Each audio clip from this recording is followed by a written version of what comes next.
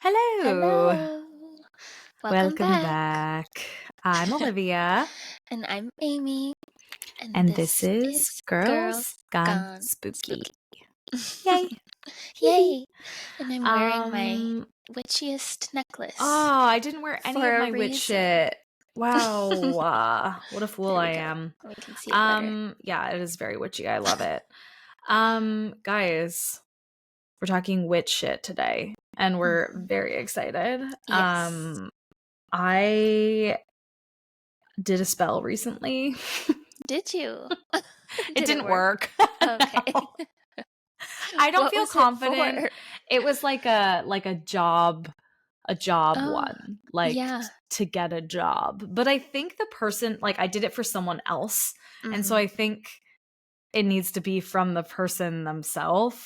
Yeah. But anyway, Yeah. it's okay. I'll try again for myself soon, and then we'll see how it goes. I'll True. report back. So far, an unsuccessful witch, but We'll never stop trying. we'll never stop trying. Also, funny because one of my best friends just got married this weekend, and her now husband, which is crazy, Yeah. he is like convinced I'm a witch. And Oh. I'm staying at their place right now, and he was like, do not curse my home. I was like, why would I curse your home? I love you guys. It would be But something everything, good. yeah, everything I do that's like this is such a silly example, but like Noah and I went to pick up Gatorades for the bride and groom for the morning after the wedding. And Matt was like, her husband was like, oh, Lauren's like favorite is the blue one, like blue Gatorade, but not the zero, like the regular Gatorade. And I was like, oh, okay.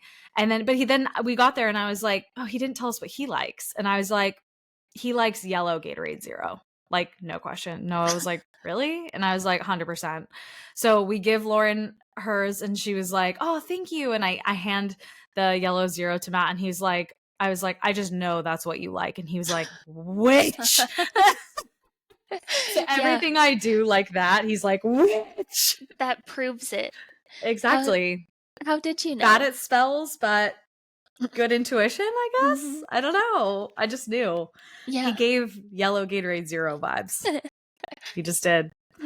I was that. sort of surprised Lauren liked the regular Gatorade, though. She's like a sugar is the devil kind of woman. And I was like, really? are you sure? Regular? And he was like, trust me. I was like, all right. Interesting. And he was right. So that's her one exception. Yeah. But I didn't put my intuition powers to the test with that one because I was just told and reacted. Yeah. So I think the witchy, I have to be like in the zone, you know? Yes. We're going to go with that. Circumstantial. Circumstantial witch. Yeah. I have discovered it's not witchy. It's just spooky. Tell me. My favorite walking route from my new house is through a cemetery. Yes. It's so beautiful in there. I know. Cemeteries are usually really pretty. Yeah, like multiple times a week, I'm like, I want to be in here, which seems weird, but I mean, it's just nice. It's not like you're going in there with like some like macabre mentality. You're like, you know, peaceful. It's peaceful. Yes, I am. I mean, hopefully it's peaceful. Yeah, it is. It definitely is. I am looking at all the headstones, and the oldest ones are pretty old, like older than I thought they would be. Like from when? Well, I guess died in like the mid 1800s, which would mean they'd be like the pioneers, basically. Yeah, that's crazy. Yeah, Colorado didn't become a state till 1876. So wow, so it predated the state. Yes, that's crazy. Yeah, some. Kind of cool. Wow, that's very cool. Very witchy of you. Yeah, spooky witchy. Girl. Spooky. If you come visit, we'll go walking in there. When we come visit. Literally the second we are relocated, we're booking a trip because I like cannot wait anymore. Same.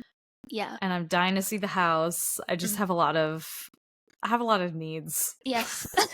Me too. That are Amy related. Amy related needs. Same. I I could also come to you. That's how. I mean, that too, but desperate situation. I know, but I want to come there first because I want to see the house. Yeah. If you And come, you then might have once to we're set up, put to work. I would actually love projects. that. Okay. I was going to say that, like, maybe we could like pick something ahead of time that you want done. Like if you're going to set up like planter boxes in the yard or something like that, like we could like build it and do it together. That'd be so fun. Yeah. That, I think our most like immediate want is a patio in our front, like with flagstone patio. Yeah. So all right, I'm doing some researching after this. Yeah. I've been on Pinterest. Oh, hell check yeah. out my Oh, Pinterest yeah. I was board. going to say, share your board with me and I'll peep it and see if I can do some research. I love stuff like that. I came across this thing and actually I just posted it on our Instagram story, but I should have saved it to a highlight because it was so cute. And it was like, it was one of those like POV. It was like POV, you tell your husband you want like a witchy purple front door and he does this. And he like set up the entire porch entry steps. And it's so witchy and spooky and cute. And I was like, Noah, take notes. Yes. Yeah, that was so cute. I saw that on there. I can't wait to own a home to do projects like that. Yes. It's so fun. With a witchy purple door. Yeah, I mean, maybe. It was giving like Charmed energy. Yeah, it was so cute. Oh, man. So cute. Yeah. Okay, well, so I think close to fall. Sorry. I know. I just have to say. No, I know. I was like, it's fall. Pretty much. As soon as very hot, though. Yeah, it is very warm. But as soon as it's Labor Day, it's fall. So if you disagree, fight me. That's too bad. Yeah. That's too bad. Okay. Because it's fall. The second that is the end of summer and it is then fall. My decorations this year they'll go out like a week later, but usually my decorations are up on like the 2nd or the 3rd of September. Yes. I want a full 2 months. I gotta maximize. Yeah, because they're so nice to look at. It just has such a good feeling about Halloween. Pumpkin candles, spooky. I love it too. Okay, now we talk witch shit. Okay. I think you're first. Okay. Right? Yeah. So I think we'll maybe end up bouncing back and forth. Yeah. I think we have some similarities. Yes. Perfect. But let's start because I don't think that we've ever actually talked about what Wicca is. No, I don't think so either. We've like talked about it high level, but not the actual religion. History. Yeah. So we'll start there. Wicca is a modern-day nature-based pagan religion.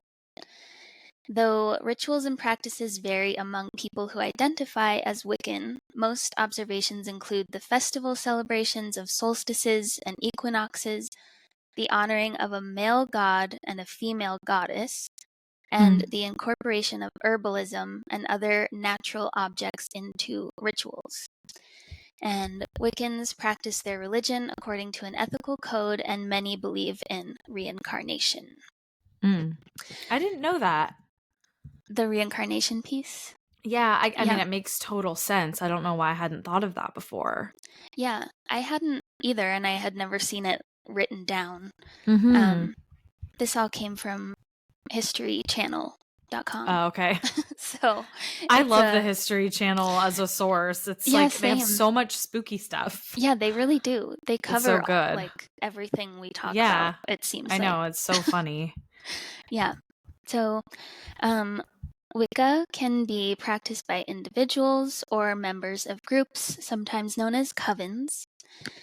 And Wicca has some commonalities with Druidism in its environmental component and is considered the inspiration of the goddess movement in spirituality, which I don't know if we've talked about what that is before, so maybe there's another topic.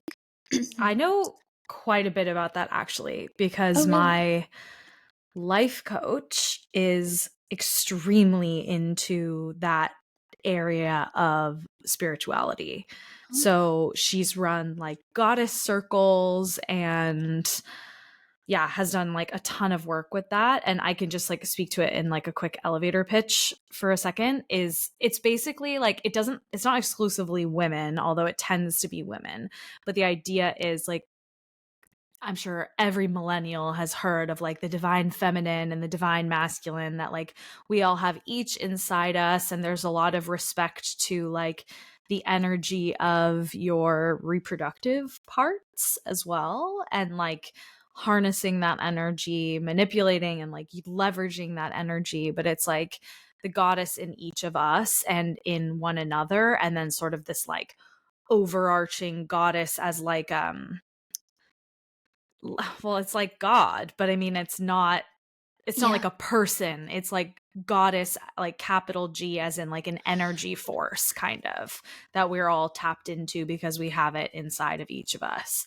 So it's very like new agey spiritualism. But it's like a lot about like self-determination, inner strength, like respecting kind of the natural balance of, gender aside, the different kinds of divinity within all of us. And then also huge emphasis on community. So it's very similar to Wicca. Yeah. Oh, that's nice. Yeah, I it's like really that. nice. Yeah. And it's very like, there's no like, what I love about all of these, and like so many of them are pagan based, but like there's no institution to it. It's like all are welcome. Yes. This is just like a set of beliefs that stem from community, like inner strength, and then it's kind of it. Yeah. There's no like, well, if you don't buy into this insane statement, right, then you're out. Yeah, right. Yeah, that is true. It's much more inclusive and super inclusive. Yeah, not like sometimes, because I'm not religious, and sometimes I find it kind of isolating, which I know it's not for so many people, but like when you didn't grow up in a religion and you're like exploring it, it kind of feels like, oh, I don't fit here at all. Yeah, no, I get And that. I think people who grew up with it feel that way a lot too. Really interesting. Yeah, because I mean, I guess unless you're like, well, we'll use Christianity or even Catholicism as an example. Like if you're not a Bible thumper, you feel like, ugh. Yeah. And if you go to Catholic Mass, for example, and you don't know all of the responses, because also they change, the Vatican changes them. So like a lot of them from my youth have changed entirely. So when I go to Mass, it's like, wait, what am I saying again? You loudly say the wrong thing. Yeah, literally. And they're minor changes, but it's like noticeable if you say it wrong. So it's little things like that. And then of course, if you have an identity that the church doesn't really approve of, then shame on you, essentially. Yeah. So True. The institution of it really like, I think poisons a lot of that community feeling, the inclusivity of the community. So, I mean, some people find immense safety and strength and community in the church, but I think a lot of people also don't. Yeah. Yeah. Very interesting.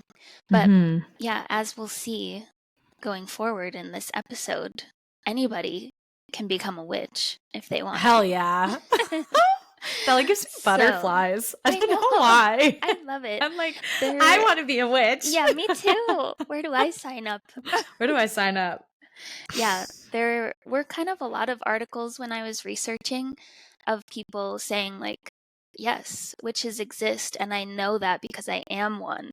But it was really just like people like you and me writing about how they decided to start looking into these concepts. Yeah. And now they do rituals and have different beliefs than they had before and whatever. Yeah. And they consider themselves to be witches. It's not as like stigmatized dramatic. Dramatic as what we think of in the movies. But also would love to start a coven with you and move out to a shack in the woods. Yes, same. I would be totally open to that. I don't know if my boyfriend would come with us or yours. I don't think mine would either. Yeah, he'd be like, well. Yeah. They could be Me? roommates in a city, and we could Yeah. live in the woods near the city. Okay, perfect. Yes. Or this will happen tragically when Yeah. we're in our mid-80s Right. and Tragic they're loss followed no by longer. witch shit. Yeah, I don't want that. I know, I hate that. I want to go first before I everyone. know. I Or can't just like deal. a 1, 2, 3 die kind of Yes. situation. Yeah. Yes. 1, 2, 3. Okay. We'll all get together and 1, 2, 3 die. It's gonna be Witchy. great. That is very Witchy. witchy. That's witchy as hell. Yeah. Okay. Anyway, let's get back to Wicca. Okay, yes. Okay, let's see. Okay, there's great diversity among the individuals and the groups or the covens that practice a Wiccan religion, but many are duotheistic, worshipping the female goddess and the male god, which I saw referred to as a mother goddess and a horned god. Oh, I didn't okay. look very Giving deep into that. Satan. Yes, exactly. So maybe should have looked at that more, but I did not yet. Well, I'll look into it a bit. Okay, So perfect.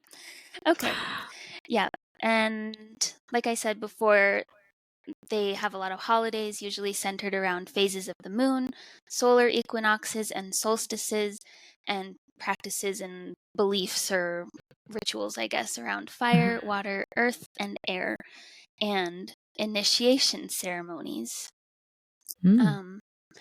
And Wicca was first given its name by Gerald Gardner in a book that he wrote in 1954, which is more recent than I thought it was going to be, called Witchcraft Today, in which he called witchcraft Wicca and added an extra C, because Wicca with one C is like an ancient Scots English word that means wise people.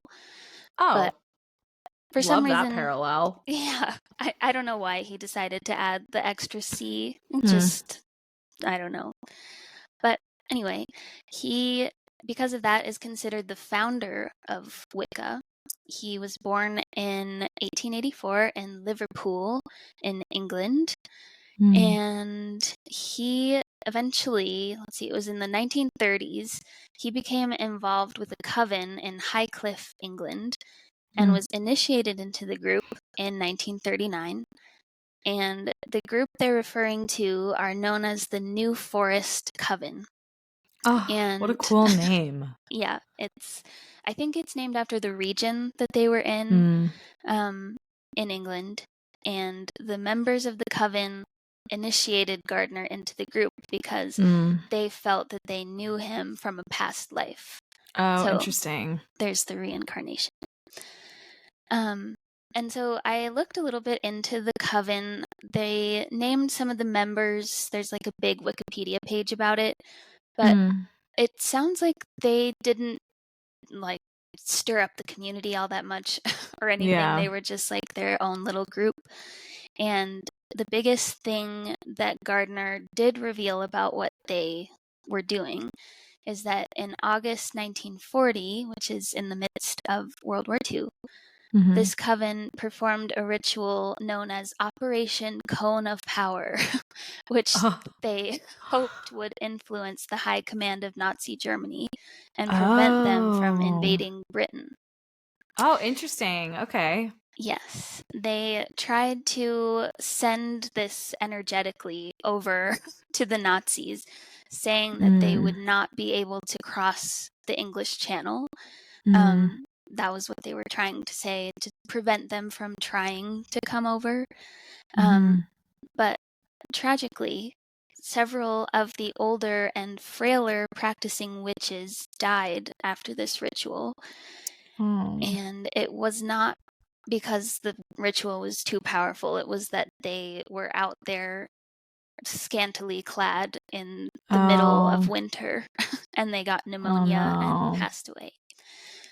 So that's unfortunate, but they did their best to prevent the Nazis from coming.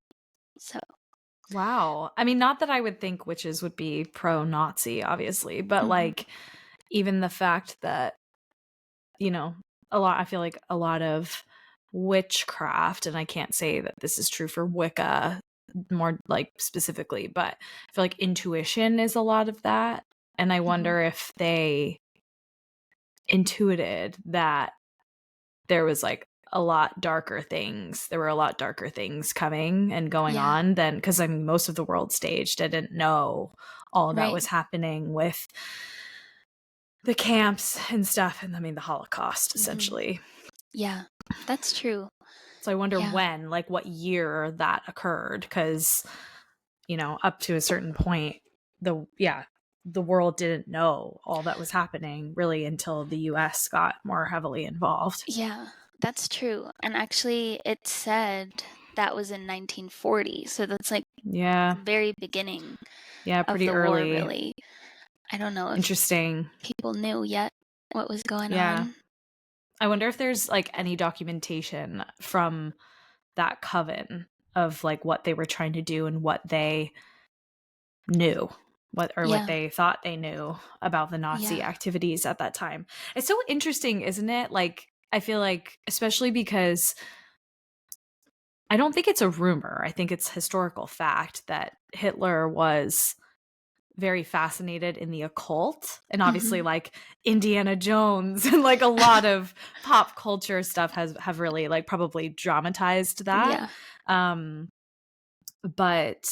it's interesting that like he was interested in very dark occult, whereas you know, even if Wiccans are, you know, technically like praying to or worshiping some horned male deity, that you know, maybe that's more about like the natural balance of the world than anything else. It's not like hail Satan. It's literally, which I mean, Satanism is a whole other thing that gets a really twisted rap as well. But it's just like peculiar to think about, like that the real occult people are actually like, oh no, we are not game for whatever you like hell you're trying to unleash on our world. Right. So it's just interesting. Yeah, that's a good point. And we know from what we've talked about previously on this podcast about the research that was going on. I guess that was more Cold War. With like astral projection and all of that stuff. I don't know if Hitler was crazy in like the early, I don't know if any of that happened in World War II or not, but I don't know. Like it would have been of interest to him. Yeah, I mean, I believe, and maybe I'm like totally buying into like pop culture bullshit, but I'm pretty sure it's like historically noted that he collected some occult items and like books and stuff like that. So I don't know if he just had like a natural human interest in things like that, although that man did not seem very human to me. Not at all. No. But I don't know. It's interesting. So yeah, I mean, I wouldn't be surprised. Maybe not doing like research, but you know, interested in it at least. Right. Yeah. Very interesting. Okay, so let me think about how to structure the next part. Maybe let's talk about a couple famous witches that we haven't before. I just have 3 of them. So one is, my pronunciation is going to be bad. It's La Voisin. It's French. Okay. So how's it spelled? Voisin. Oh, that's funny. That means like neighbor. Oh. La voisin. It would be la voisine would be female neighbor, but maybe that's probably it. I don't know. That's interesting. But also her last, it's Catherine Monvoisine. So that's her last name. That would mean Catherine, my cousin. Or my neighbor, not my cousin, my neighbor. Okay. Let's call her voisin. Just kidding. Kate the witch. Yeah. So she lived in France in the mid-1600s, and she practiced medicine, including midwifery and abortions. She mixed... Whoa. Yeah, that's very witchy of her. Yeah, for that time too. Okay, slay. And also, dangerous for her to do that. She mixed potions and poisons, told fortunes, and arranged black masses where clients could confer with the devil. She was also one of the heads of the Affaire des Poisons, which is a cult who poisoned many members of the French aristocracy and who planned to Jesus. poison King Louis the 14th. Holy shit. 14, yeah. Yeah, 14. Her most famous client was Madame something, the king's mistress, and it was Madame, not even gonna bother. Might as well not. This mistress ordered that Kate attempted to poison the king for his infidelity. Oh, she said he a cheater. Yeah, let's get him. Let's get him. In God.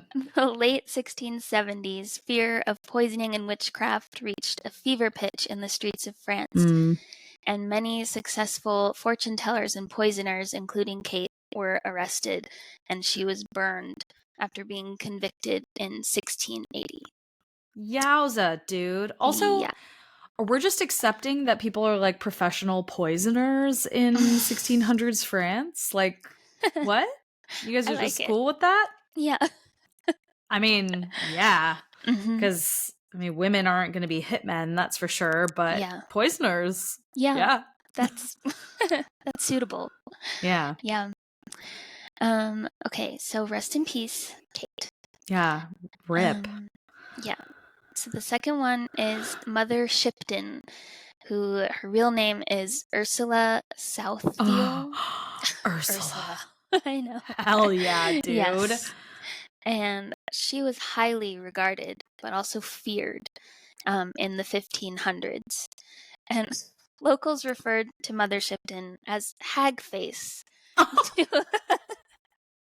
due to her ugliness, is what it says. I have to just interject. There was this little meme that was circulating on Instagram that was like a caption of, I might have sent it to you. That was like a caption of like it was like a Twitter account that was like real names, like names that you like honestly kind of can't believe. Fart ass Wolfgangus. And he lived in like 1700s or like 1500s Germany or something like that. And then someone retweeted it and above was like, yo, is it cool if I bring my friend Fart ass? Oh my god. That is such Fart an ass name. Oh my god. I mean, of course they don't speak English, they speak German, but that is so fucking funny. Yeah. Imagine if that was in your family and people were so committed to like oh my god. The 16th. I was gonna say, or they pass it down as a middle name. Yeah. Like, what's your middle name? You're like, fart ass. Don't ask. Fart ass. Yeah. Say it under your breath. Oh, that's funny. Okay, anyway, so Hagface. Hagface. Not much better. No, God. Not really. Yeah, Hagface due to her ugliness. Also, tough addendum to that. Because of her ugliness. In case you didn't get it first. I think it was she pretty... was really ugly. Oh, poor Hagface. Poor Hagface. Oh, God. Okay, so many believed that she was the daughter of a suspected witch named Agatha Southfield and also the devil dope name himself. Agatha. Yeah, Agatha dope. And Ursula. Yeah. Wow. So she's the child of the devil, is what some people think. All right. So despite her appearance, Mother Shipton was considered England's greatest clairvoyant and was even compared to Nostradamus. Oh. Some of her prophecies foretell many modern events and phenomena. It is said she predicted the Spanish Armada, the Great Plague of London, the Great Fire of London, the execution of Mary Queen of Scots, and the internet. What? Which is astounding. I don't even know how to describe the internet. I don't know how. Uh-oh, my dad. Yeah, You're really go. teeing my dad up on this. I'm no comment from me. Okay. None. He needs to write in about how would you describe the internet to somebody in the 1500s? I was going to say to an idiot, but yes. 1500s. I could probably have him write a blurb. I could prepare that for the next episode. Let's do it. Okay, I'm going to make a note. Yeah, Okay. I'm going to make a note. Describe internet to someone in the 1500s, aka an idiot. Yeah, because how did she even write that out? Right. Like none of the things that had to exist in order for the internet to become a thing were even a thought. Right. Yeah. So let's see how electronic, like that word wouldn't even have existed. Yeah. Exactly. Online, like none of that. I don't know. I mean, I'm sure she clearly, if she predicted it, she found a way. Yeah. But maybe I don't know how much they were stretching here. If she was like, there will be a net of information in the sky or something like that. But I mean, that would be what it is. Yeah, and that would be super unbelievable at that time. But in hindsight, it's like, wait a minute. Yeah, true. Well, and the word network probably existed. Not in the way of the internet, but a network of anything. I would be so curious to see how she described that.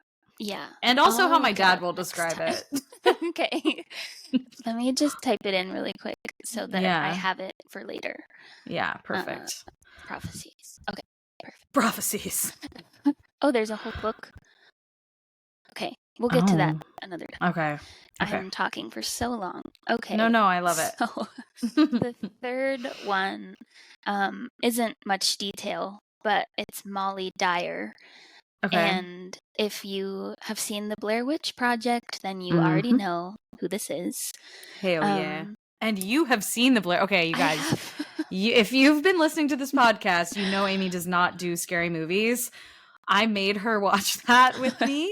Well, actually, our other roommate, Lauren, and I made her watch that with me. Except, with us. Do you recall that I fell asleep? And I did it on purpose. Yeah, you did. I was like, You're I'm not such a watching little... You know, you didn't fall asleep at Paranormal Activity. Yeah, and it haunts me to this day. I hated that movie so much. Oh, I'm so sorry. Anyway, so Amy has seen Blair Witch, and she's seen one of the Paranormal Activity movies. Yes. I think the second or the third one. Yeah, I think it was 3. It was the one with the back she folds. Yeah. Yep. Which is like the worst one that you could choose for me. Amy hates the sound of like knuckles cracking or necks cracking. Like, looks like she's gonna vomit and pass out. Maybe in that order, maybe not. Yes. Like, bad. So we're watching this movie, and I think I was watching it for the first time, and so I didn't know to warn her. Like, oh, there's a scene where someone's spine breaks, and she was like, huh? Totally freaked out, and I was like, I'm so sorry, I didn't know. Oh god, I can still see it in my mind's eye. Yeah, your mind's eye. My eyes, folding backwards. Clap. Oh man. But anyway, Molly Dyer. This is more lore and superstition than fact. But she was a resident of Leonardtown, Maryland, and she lived in the late 1600s, and a group of her fellow townspeople accused her of witchcraft, and she was chased out of her home by a group of men on a winter night. Her body was found days later, frozen to a large stone. So stories about her now is that she's a malevolent spirit who haunts the land around her cabin in the woods, which is the Blair Witch Project, essentially. So that's them. And then I have a little list of how to become a witch and also 2 easy rituals that we could all do. But I know you also have a how to be a witch. Yes. So do you want to go first? Why, yes, I would love to. Perfect. I won't take a super long time to go through this. There's like I literally searched how to be a witch. Yes, same. And there was a wiki how that came up, which I thought was like so funny and cute. And it's so frank. Like it's not Yeah. it's not jokey. It's like very honest Yeah, I love that. and serious, which I love. So step one is learn about different magic traditions. So there's obviously no central school of witchcraft. But for most witches, it's like a very personal journey where you do research and you study and do more research. And it's more like the joke is like it's like 20% spell casting, 80% taking notes. Mhm. And there are different schools of witchcraft. So Wicca and quote unquote green witchcraft, which is what's primarily popular in the United States, revolves around Gaia study and nature based spells and meditation. It references Gerald Gardner, who you already talked about a bit. And so if you have interest in crystals, the use of herbs, rituals, and essential oils, this may be the right fit for you. Neo-paganism and druidism. This is more like ancestral witchcraft, which is more interested in history and tradition, specifically practicing in accordance with the seasons. And then there are like associated rituals. So that's really more like a traditional form of witchcraft. Like a lot of the witches that unfortunately were burned at the stake were neo-pagans or druids, but some of this even predates the witch trials. And then regional and esoteric witchcrafts like Santeria, Stregoria, Fari, Pharmakos, and other cultural witchcrafts are common depending on where you live. So Santeria is, I think, Mexico and other parts of Central and South America. Does that sound right to you? I think also the Caribbean for sure Oh, okay. has, Yeah. like That makes Cuba sense. is where Okay. I think it Where it originated, originated. Yeah. maybe. Okay, cool. So like depending on, where you live, some of those may sound familiar to you. Um Definitely keep in mind that some religions or practices are closed, which would be defined by you either are required to be born into or formally initiated into to be considered a part of that community or faith and to have a right to participate in their spiritual practices. So a really good example of this is a lot of indigenous or Native American religions and cultures. For example, it is really frowned upon to be burning white sage as a white millennial woman in your apartment. There Mhm. are other things you can burn for protection. That specific plant is intended to be used in specific ceremony by certain indigenous groups. So just do some research if you're like trying to get into it. There are some things that can be considered sort of disrespectful and also can be kind of like playing with things that you don't fully understand if you're not really a part of that culture. There's secular witchcraft, which is just kind of like pulling from whatever, anything and everything. There are divination witches who try to interpret the future, mostly with tea leaves and other things, divining rods, things like that. Sea witches, Sea which witches? yes, which are witches that love being near water, which you could Oh. probably guess. They usually use seashells or other things related to beaches in their magic. They use the moon very heavily, which makes sense because the moon controls the tides. Mhm. And they are very similar to astral witches who do a lot of the same things, but they use the stars and the planets in their magic. So, a lot of different things, and that there are just so many types that I didn't even know about, like astral witches and sea witches. I didn't know that was a real Yeah. thing. Like a sea hag, I thought was just kind Mhm. of like a joke, Yeah. but it's not. Uh-huh. And you don't have to be a fixed type. Like you can put things together and do really whatever you want. Yeah. There are a ton of sources that you can learn from about these different histories and traditions. There's no one central guiding resource for, rules or principles or really anything. But there are so many different ones. So Aleister Crowley, who I'm going to talk about in quite a bit of detail shortly, is he has written a lot of books that are considered to be sort of some of the foundations of witchcraft for modern witches. Colin Wilson's The Occult, A History, the Malleus Maleficarum, which is an ancient text on witchcraft, Montague Summers' Witchcraft and Demonology. There are also the writings by Gerald Gardner, Doreen Valiente, and Scott Cunningham.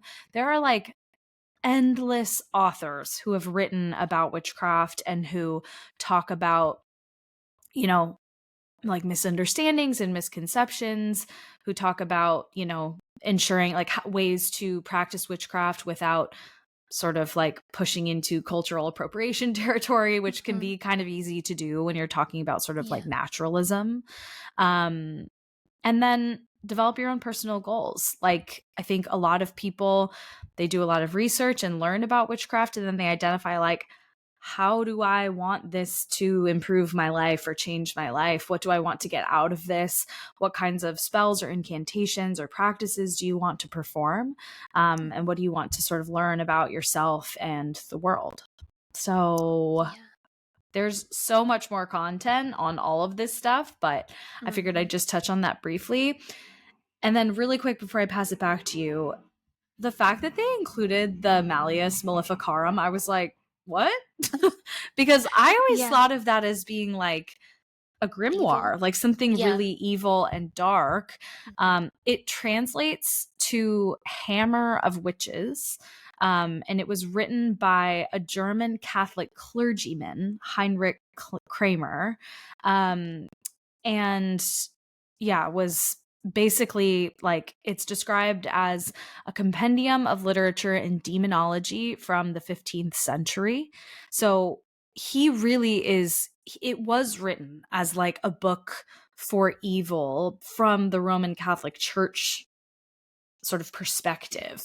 Right. So it was condemned by all of these theologians of like the Inquisition, and you know, it was saying like this is unethical and illegal to even be talking about this stuff, because it actually is a bit inconsistent with a lot of the Roman Catholic doctrine. So it's kind of interesting because it's like coming from a clergyman who then sort of like breaks with the church, and talks about things like suggesting torture to get confessions, and like death is the only certain way to end the evils of witchcraft. So it's like, I don't know, it's this weird like straddles both sides of like depicting things that the Catholic Church did not want the masses to be exposed to, or to even believe in at all, things that are supernatural and, you know, all of that. But then on the other hand, it's like talking about,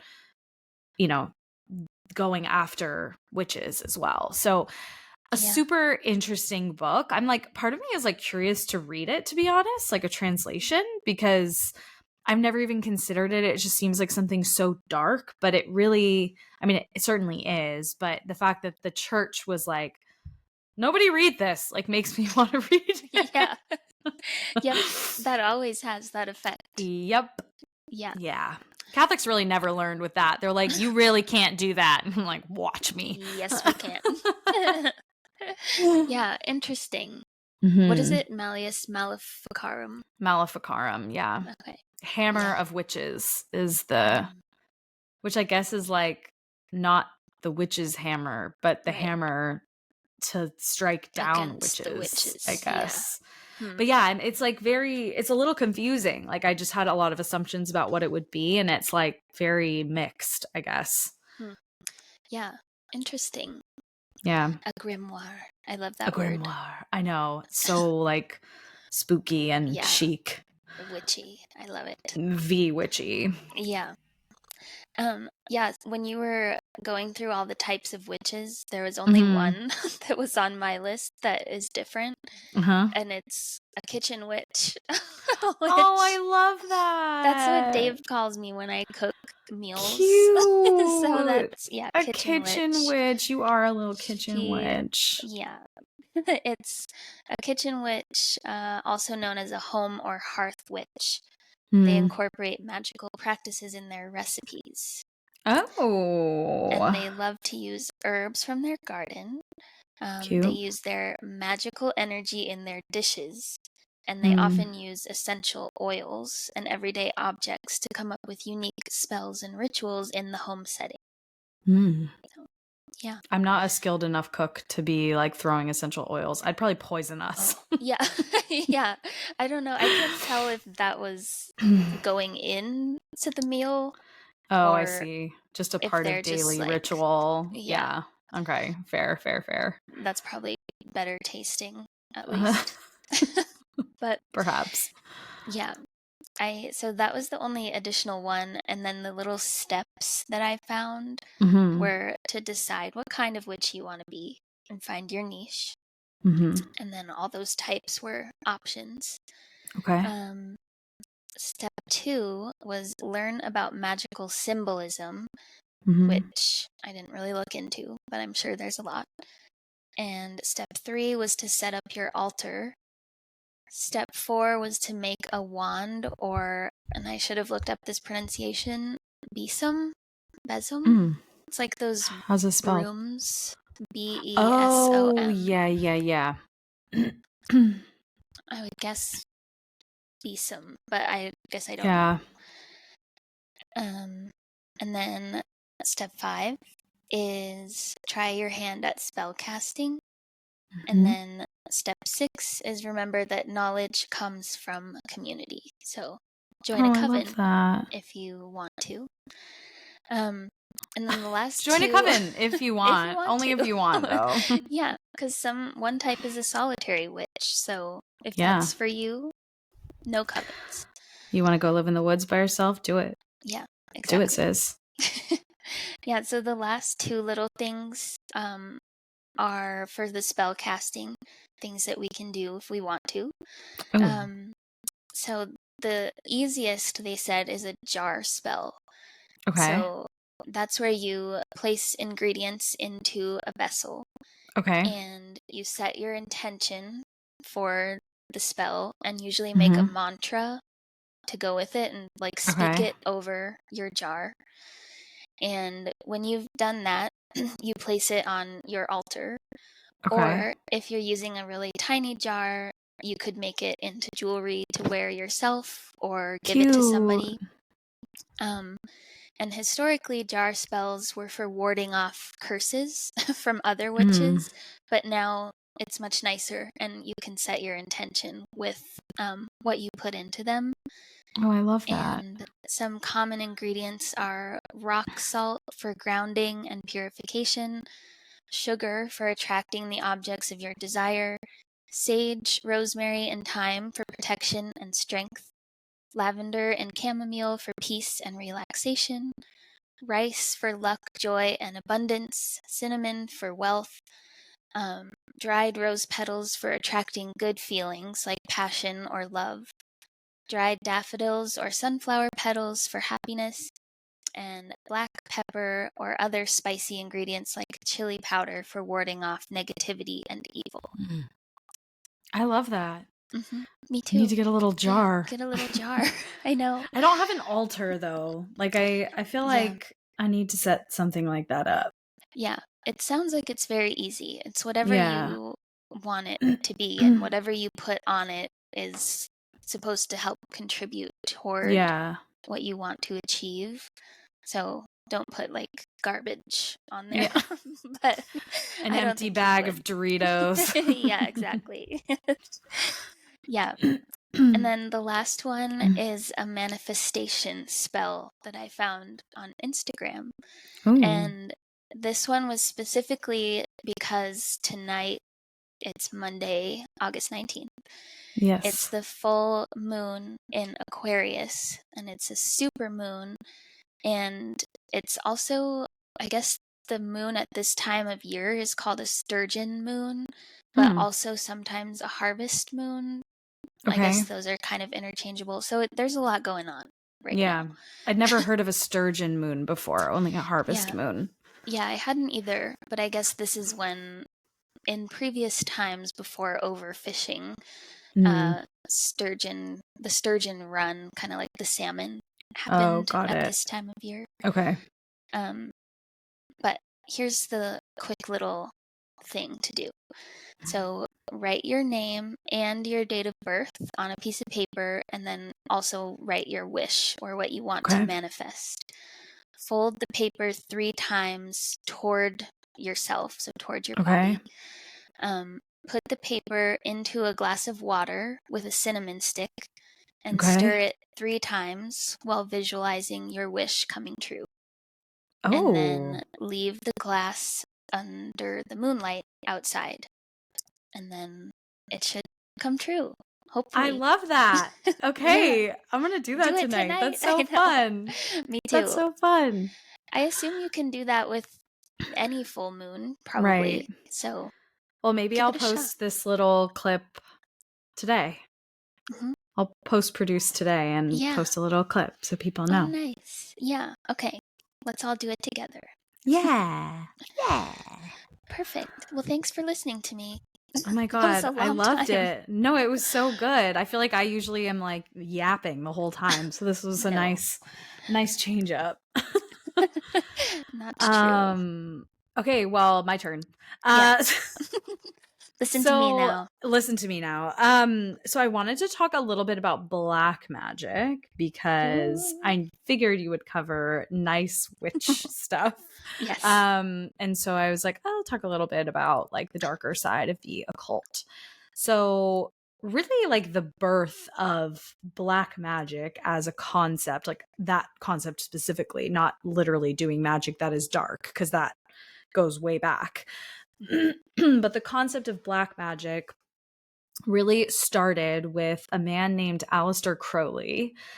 He was born Edward Alexander Crowley in 1875 and lived for a pretty long time. He died in 1947. He was an English occultist, a ceremonial magician, a poet, a philosopher, a political theorist, a novelist, a mountaineer, and a painter.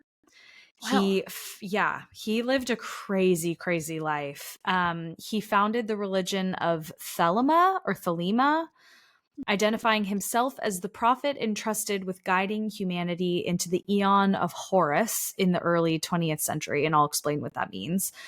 A prolific writer, he published widely over the course of his life, and again, though he is has written a lot of the kind of like collection of books that make up modern witchcraft. This Thelema religion that he founded is sort of like has sort of the building blocks for Wicca and other like neo-paganism or neo-pagan religions. So really quickly on the religion of Thelema, which is basically a semi-satanic neo-paganism. The religion is founded on the belief that the history of humanity can be divided into a series of eons, each of which was accompanied by its own forms of, quote, magical and religious expression. So the first of these was the Aeon of Isis, which Thelemites believed occurred during prehistory and which saw mankind worshipping a great goddess symbolized by the ancient Egyptian deity Isis.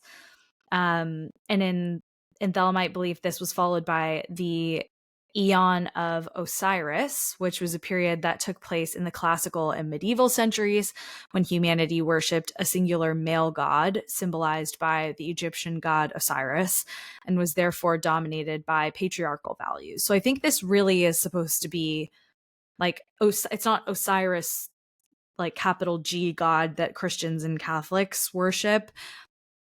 It's not saying that Osiris is that god, but it's just the Thelemites use Osiris as the image for that capital G god, because it seems very clear the patriarchal values, a singular male god, that's what they're talking about. Mm-hmm. And then the third Aeon is the Aeon of Horus, controlled by the child god symbolized by Horus.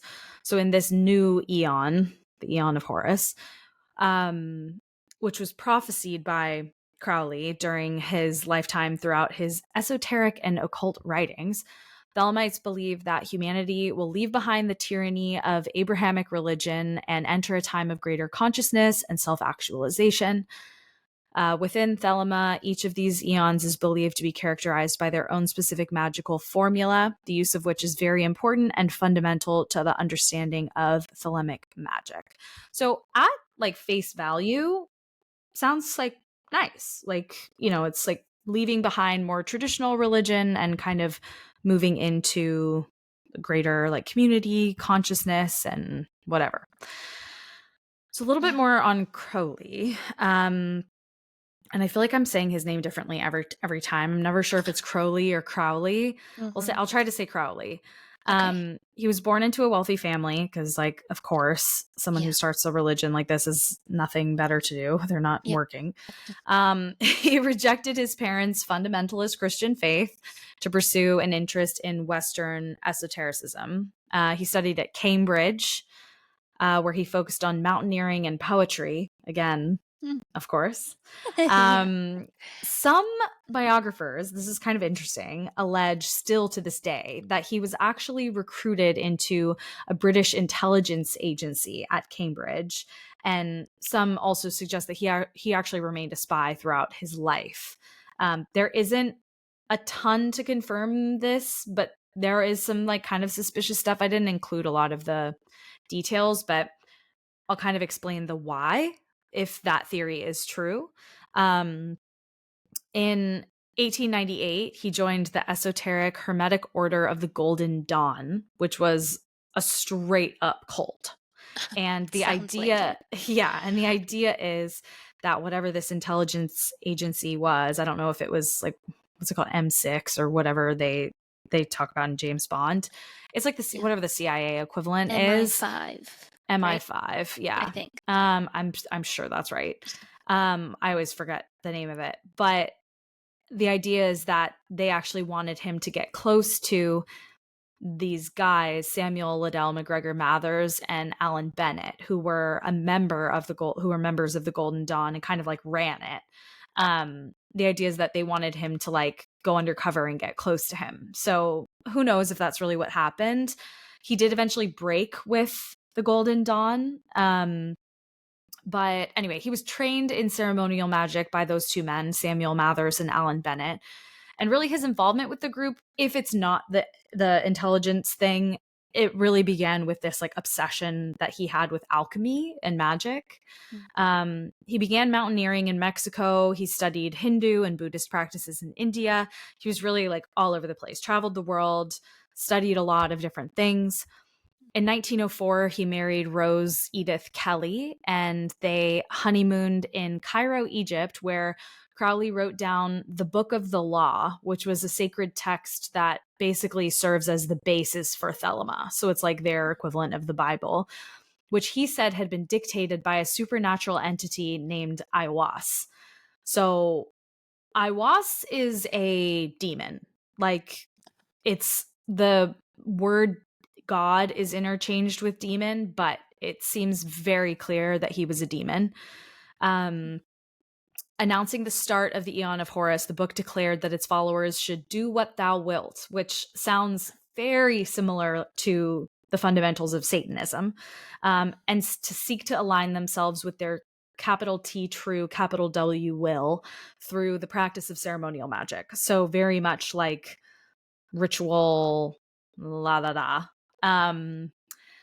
There was honestly a lot of drama throughout this time. He wasn't particularly well liked in the Golden Dawn as it was, because he was openly bisexual and used a lot of drugs, although seems like kind of a glass houses sort of situation coming from a bunch of cult members. But Yes. the drama continued as he went to Nepal. Like, this man just seems like, you know, the joke of like, what would a mediocre white man do? Like, it is that. Like, he is going full bore into things with way more confidence than he should have. Yes. He went to Nepal to climb some immensely difficult mountain in the Himalayas and basically got his entire group killed in this like mysterious accident.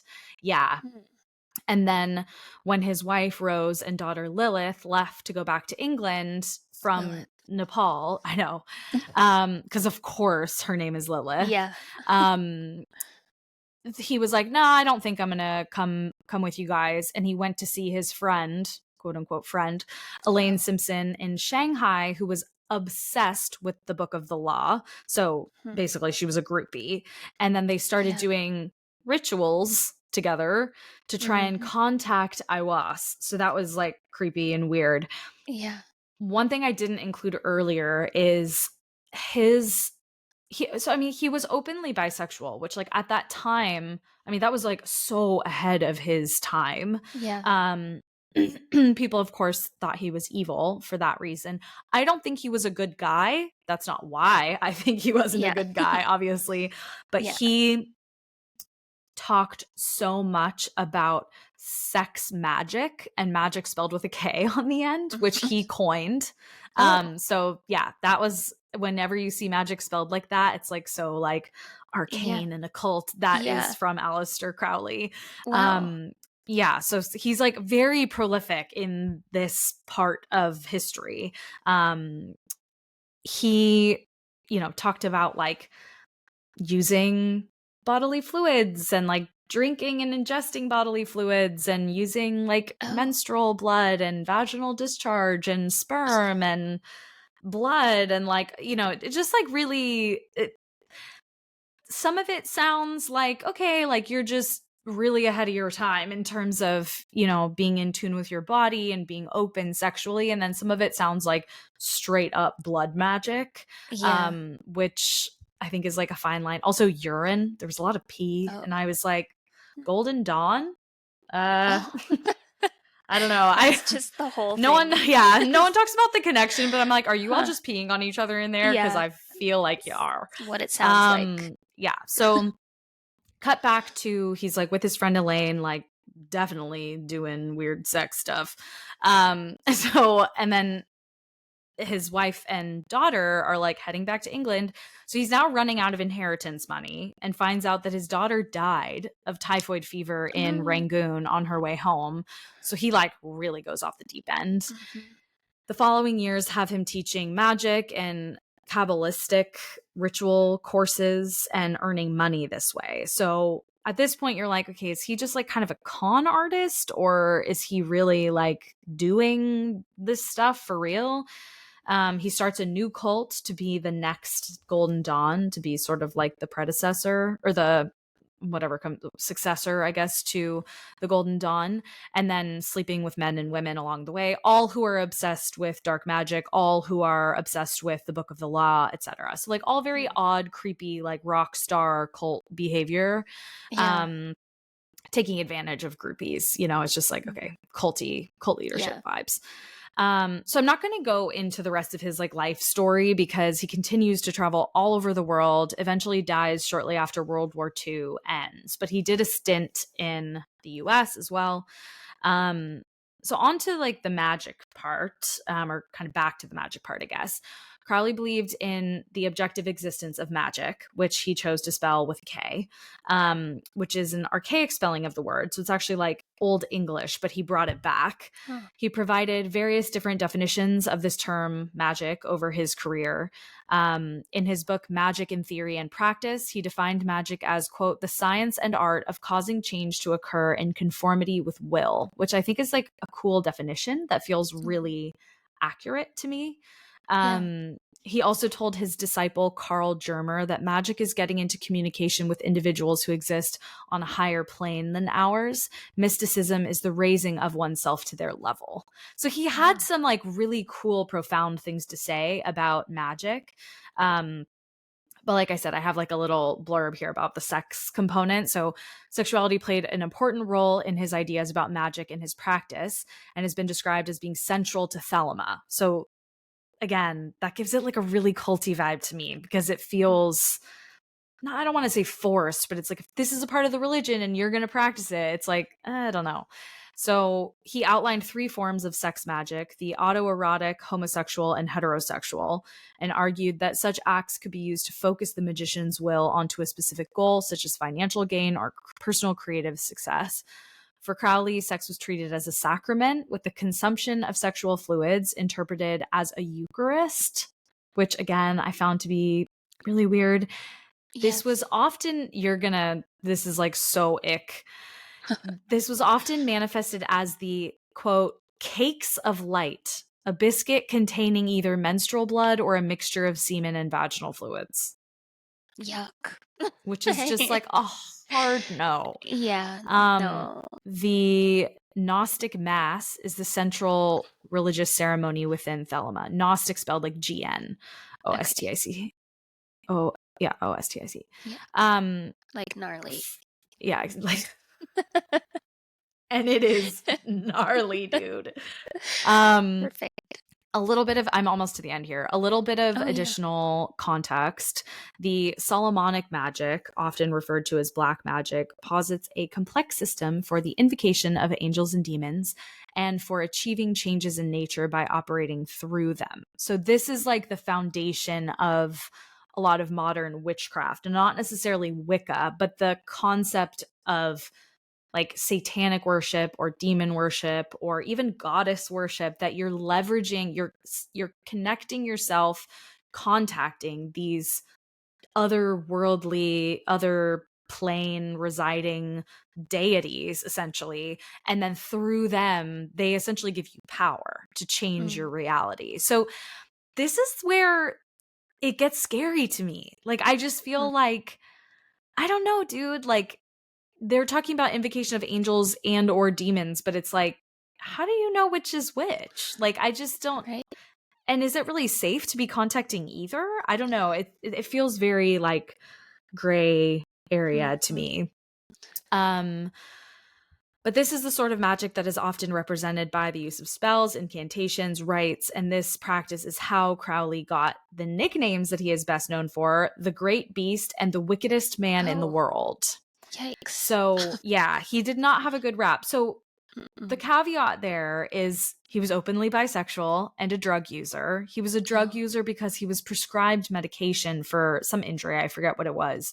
And I don't remember. I think it was heroin, actually. Because, I mean, that's what they used back in the day for injury and pain.